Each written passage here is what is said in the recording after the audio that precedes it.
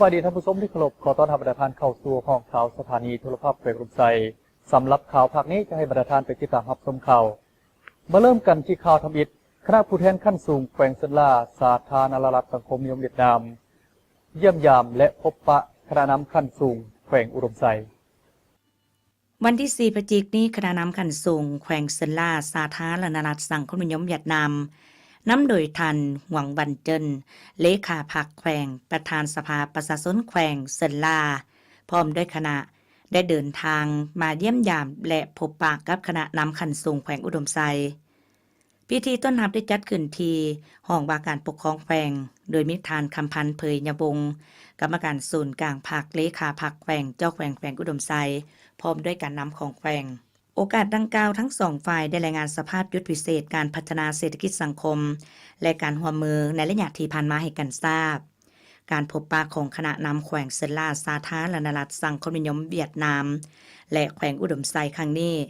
ถือเป็นนิมิตหมายสำคัญเพื่อเสริมขยายทางด้านไมตรีจิตมิตรภาพและความสามัคคีแบบพิเศษของสองภาคสองรัฐเว้าเฉพาะแม่นสองแขวงอุดมไซเซนลาที่มีมูลเสื่อมาแต่โดนนานแขวงอุดมไซและแขวงเซนลาเป็นแขวงมิตรภาพเคยมีมูลเสื่อในการไปมาหาสู่และให้การช่วยเหลือซึ่งกันและกันหลายด้านเส้นคงเขตการเมืองสองแขวงได้แต่งตั้งคณะผู้แทนขั้นสูงขั้นเมืองขั้นแผนกการต่างๆพัดเปลี่ยนกันไปมาเยี่ยมยามและแลกเปลี่ยนถอดถอนบทเรียนน้ำกันอย่างเป็นปกติเวียกงานศึกษาก่อสร้างทรัพยากรมนุษย์แขวงเซนลาได้ให้ทุนเรียนวิชาเฉพาะแก่น้องนักเรียนของแขวงอุดมไซไปเรียนต่อที่แขวงเซนลาและยาผ่านมารวมทั้งหมด219คนและแขวงอุดมไซก็ได้ช่วยก่อสร้างนักศึกษาระดับปริญญาตรีให้แขวงเซนลาจำนวน5คนนอกจากนั้นแขวงเซนลายังได้ช่วยฝึกอบรมวิชาเฉพาะภาษาเวียดนามในระยะสั้นและระยะยาวให้แก่พนักงานทหารตำรวจของแขวงอุดมไซจำนวน65คนด้านพื้นฐานโครงสร้างแขวงอุดมไซได้รับทุนช่วยเหลือจากแขวงเซนลาก่อสร้างอาคารโรงเรียนประถมนาแมดเมืองแบงมูลค่า3ตือดงโรงเรียนมัธยมนาเสียงดีเมืองหนมูลค่า 3.3 ตือดงโรงเรียนมัธยมสมบูรณ์เมืองลามูลค่า5ตือดงโรงเรียนมัธยมสมบูรณ์เมืองปากแบงมูลค่า5ตือดงก่อสร้างเฮือนวัฒนธรรมบ้านสามกลางเมืองแบงให้ทุนสมทบช่วยสมาคมชาวเวียดนามที่แขวงอุดมไซก่อสร้างโรงเรียนเวียดนาม 2.1 ตือดงเวียกงานกสิกรรมและพัฒนาชนบทแขวงเซนลาได้ให้การช่วยเหลือแขวงอุดมไซเป็นต้นแนวพันธุ์พืชแนวพันธุ์หญ้าต้นไม้ไหหมากแนวพันธุ์งัวและอุปกรณ์หับไส้เข้าในการเลี้ยงและปลูกทดลองอยู่เมืองหุนและเมืองลาเป็นจำนวนหลายด้านอุตสาหกรรมการค้าการลงทุนสองแขวงได้จัดสรรตลาดวางแสดงสินค้าและได้แต่งตั้งนักธุรกิจผู้ประกอบการนำเอาสินค้าของแต่ละฝ่ายไปวางแสดงอย่างเป็นปกติในต่อหน้าทั้งสองแขวงแม้นจะได้สืบต่อพัดเปลี่ยนในการไปมาเยี่ยมยามเฮ็ดเวียกและแลกเปลี่ยนถอดถอนบทเรียนซึ่งกันและกันสืบต่อเพิ่มทวีการร่วมมือมิตรภาพสุขอยู่ด้านการค้าการลงทุนการไปมาหาสู่กันของประชาชนสองแขวงและพร้อมทางได้สร้างเงื่อนไขให้บรรดาธุรกิจของสองแขวงได้มีการร่วมมือหรือแลกเปลี่ยนสินค้านำกันหลายขึ้นซึ่งจะเป็นบอนอิงให้แก่สองแขวงได้สืบต่อเพิ่มทวีการพัวพันร่วมมือแลกเปลี่ยนและช่วยเหลือซึ่งกันและกันในอนาคตซึ่งจะนำเอาผลประโยชน์รวมมาสู่ประชาชนของสองแขวงมาต่อกันที่ข่าวแผนกแถลงข่าววัฒนธรรมและท่องเที่ยวแขวงอุดมไซประเมินแผนกำหนดพนักงานนำพาคุ้มครองกองประชุมประเมินแผนกำหนดพนักงานนำพาคุ้มครองของแผนกแถลงข่าววัฒนธรรมและท่องเที่ยวแขวงอุดมไซได้จัดขึ้นในตอนบ่ายของวันที่1 พฤศจิกายน 2018ที่ห้องประชุมของแผนกโดยการเข้าร่วมสิน้ำของทานคำเพียงญาติจงว่าห้องเลขาพรรคแขวงห้องเจ้าแขวงแขวงอุดมไซมีทานพรสวรรค์พันธวิจิตรคณะประจำพรรคแขวงหัวหน้าแผนกแถลงข่าววัฒนธรรมและท่องเที่ยวมีคณะแผนกหัวหน้าห้องหัวหน้าแขนงภายในแผนกเข้าร่วมการประเมินแผนกำหนดพนักงานในครั้งนี้เพื่อปฏิบัติตามเนื้อในมติของกรมการเมืองศูนย์กลางพรรค ว่าด้วยการสร้างแผนกำหนดพนักงานนำพาคุ้มครอง โดยอิงใส่ระเบียบหลักการและขั้นตอนในการกำหนดทางแนะใส่ในการก้าเกี่ยมพนักงานสืบทอดเปลี่ยนแทนตำแหน่งนำพาคุ้มครองแต่ละขั้นเพื่อสืบต่อซี่นำพา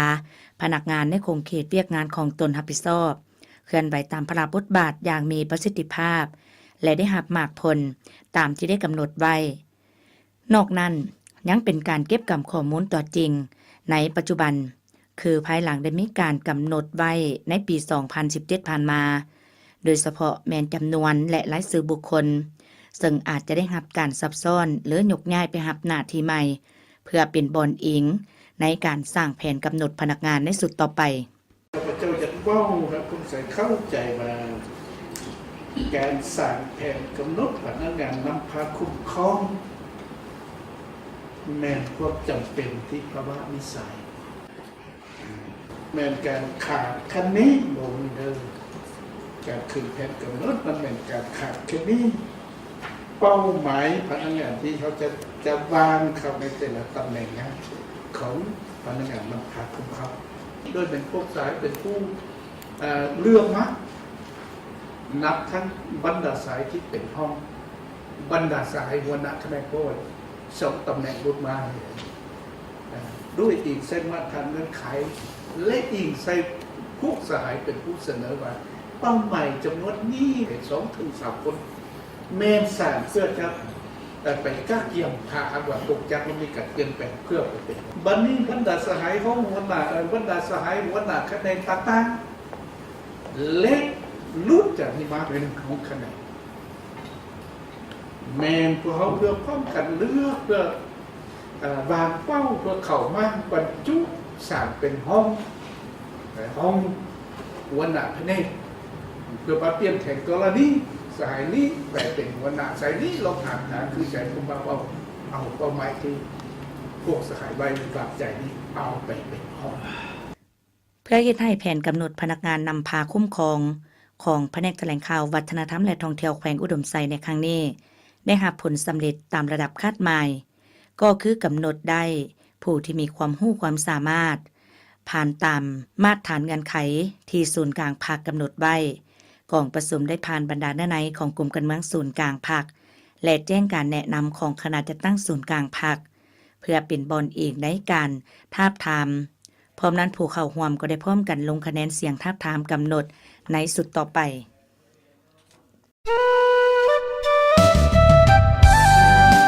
ไก่งามย้อนขนคนงามย้อนแต่ง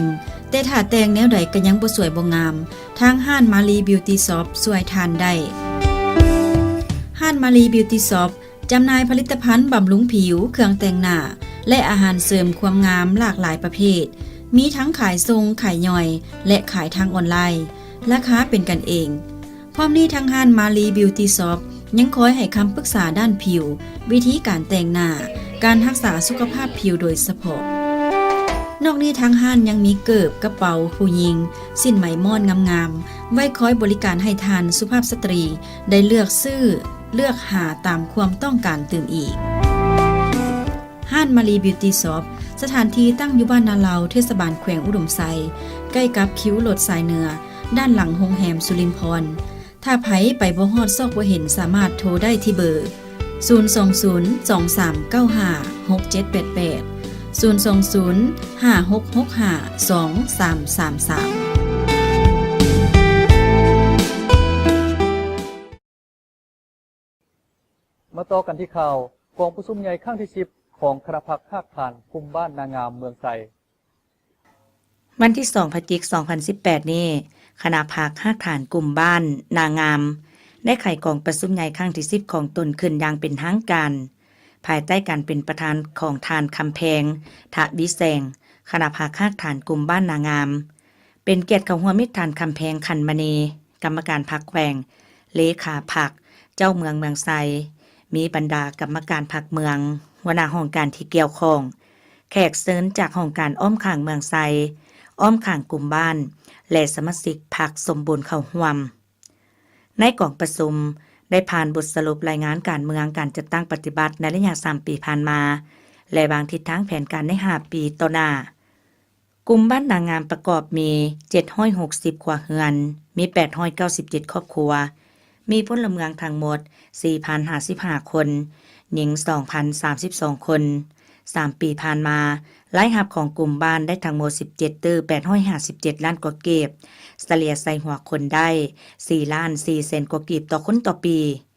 ในกล่องประชุมยังได้ปอนบัตรคัดเลือกเอาคณะสุดใหม่สมัครจำนวน8สหายเลือกเอา5สหายเพื่อสินำพาในตอนหน้าในตอนท้ายของกองประชุมท่านคำแพงขันมณีเลขาพรรคเมืองเจ้าเมืองเมืองไซได้อบรมก่อนอื่นท่านได้ย่องยอสมเสยด้านดีผลงานในการปฏิบัติของคณะสุดเก่าและด้านอ่อนขอคงข้างที่คณะสุดใหม่จะต้องได้สืบต่อจัดตั้งปฏิบัติในตอนหน้าหักษามูลเสื้อและสุกยู่การผลิตกลุ่มบ้านนางงามก็เป็นบ้านหนึ่งที่สร้างชื่อเสียงเฮียมนามของการเกษตรเบ้าเฉพาะบ้านห้วยอุ่นเป็นบ้านที่มีแบบอย่างการปลูกผักอินทรีย์ปลอดสารพิษและหมากละแซงที่มีคุณภาพทางด้านการบริโภคสามารถสร้างรายรับเข้าสู่ครอบครัวและหลุดพ้นออกจากการทางป่าเรือนลอยและพ้นทุกข์จากความทุกข์ยากไปทละก้าว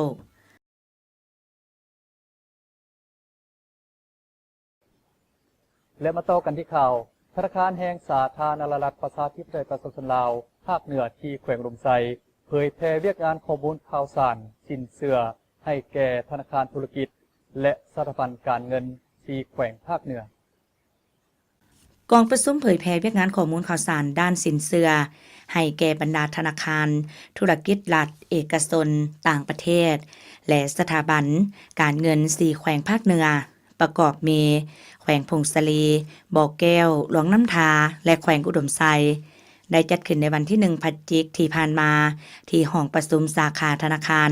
แห่งสปปลาวภาคเหนือแขวงอุดมไซโดยการเป็นประธานของทานบุญไทยสุภัทรหัวหน้าสาขาธนาคารแห่งสปปลาวภาคเหนือแขวงอุดมไซมีวิทยากรมาจากกรมเทคโนโลยีข้อมูลข่าวสารสินเชื่อธนาคารแห่งสปปลาวเข้าร่วมการเผยแพร่เวียกงานข้อมูลข่าวสารด้านสินเชื่อในครั้งนี้เพื่อในสายลดพรและกำจัดความเสี่ยงที่อาจจะเกิดขึ้นในการให้สินเชื่อของบรรดาธนาคารธุรกิจสถาบันการเงินโดยเฉพาะแมนนี่ที่บอกเกิดดอกออกผลทั้งเป็นการยกระดับความรู้ความสามารถให้แก่พนักงานที่รับผิดชอบเวียกงานข้อมูลข่าวสารสินเชื่อให้มีประสิทธิภาพขึ้นกว่าเก่าสามารถนำไปจัดตั้งปฏิบัติตัวจริงอยู่ท้องถิ่นของตนได้รับผลสำเร็จและเฮ็ดให้เวียกงานการบริการของธนาคารได้รับการพัฒนาโดยหันไปเป็นทันสมัยทละก้าวพร้อมทั้งสนองความต้องการให้แก่การขยายเศรษฐกิจสังคมเวียกงานข้อมูลข่าวสารสินเชื่อถือเป็นเวียกงานหนึ่งที่สำคัญเนื่องจากเป็นศูนย์กลางในการสั่งรวมข้อมูลเพื่อสนองให้แก่บรรดาสมาชิกเฮ็ดให้การเคลื่อนไหวเวียกงานสินเชื่อมีความสะดวกว่องไวทันสมัยถูกต้องและสามารถตอบสนองตามความต้องการของสังคมได้สำหรับเนื้อในสำคัญที่นำมาเผยแพร่ในครั้งนี้ประกอบมีบรรดากิจกรรมต่างๆโดยเฉพาะเป็นการนำไส้และมาตรการต่อกับสมาชิกที่ละเมิดระเบียบหลักการในการบริการด้านสินเชื่อความเป็นมาความหมายความสำคัญของเวียกงานข้อมูลข่าวสารสินเชื่อรูปแบบวิธีการและขั้นตอนต่างๆในการจัดตั้งปฏิบัติตัวจริงโดยผ่านระบบข้อมูลข่าวสารสินเชื่อหรือ CEP โอกาสดังกล่าวบรรดาสัมมนากรก็ได้พัดเปลี่ยนกันสักถามและแลกเปลี่ยนบทเรียนซึ่งกันและกันเพื่อนำเอาบทเรียนไปจัดตั้งปฏิบัติอย่างคล่องตัวและมีประสิทธิภาพสูงและมาเบิ่งกันที่ข่าวแผนกการเงินแขวงอุดมไซจัดการแข่งขันกีฬาบานเตะวันที่2พฤศจิกายน2018อยู่ที่เดินกีฬาบานเตะอุดมคำได้มีพิธีเปิดการแข่งขันกีฬาบานเตะขึ้นให้เกียรติเข้าร่วมเป็นประธานเปิดการแข่งขันโดยมีท่านสมจิตแสงทองรองหัวหน้าแผนกการเงินแขวงมีบรรดานักกีฬาและพนักงานจากแขนงการต่างๆที่ขึ้นกับแผนกการเงินแขวงเข้าร่วมอย่างพร้อมเพรียงในการจัดงานแข่งขันกีฬาบานเตะขึ้นในครั้งนี้เพื่อเป็นการเฉลิมฉลองและคำนับรับต้อนวันสำคัญต่างๆของชาติของแขวงโดยเฉพาะแมนวันชาติที่2ธันวาคมวันคล้ายวันเกิดของท่านประธานไกรสอนพรหมวิหารวันสร้างตั้งกองทัพครบรอบ70ปีและวันสร้างตั้งแผนกการเงินแขวงอุดมไซครบรอบ54ปี กำนับหับตอนกองประสุมใหญ่แต่ละคันนอกนั้นยังเป็นการแลกเปลี่ยนบทเรียนซึ่งกันและกันพบปะความสามัคคีไมตรีจิตมิตรภาพระหว่างคณะกับพนักงานวิชาการภายในแขนงการเงินโดยมีคันของหัวหน้าแผนกการเงินแขวงเป็นของขวัญรางวัลการแข่งขันในครั้งนี้มีทีมนักกีฬาเข้าร่วมทั้งหมด14ทีมแบ่งออกเป็นประเภททีมชาย9ทีมและทีมหญิง5ทีมในนั้นทีมที่มาจากห้องการเงินเมืองมีทั้งหมด4ทีมคือห้องการเงินเมืองปากแบ่งเมืองหนเมืองลาและเมืองไซซึ่งการแข่งขันแมนจัดแบบเสียคัดออกและเอาทีมที่มีผลงานดีที่สุดเข้าชิงชนะเลิศ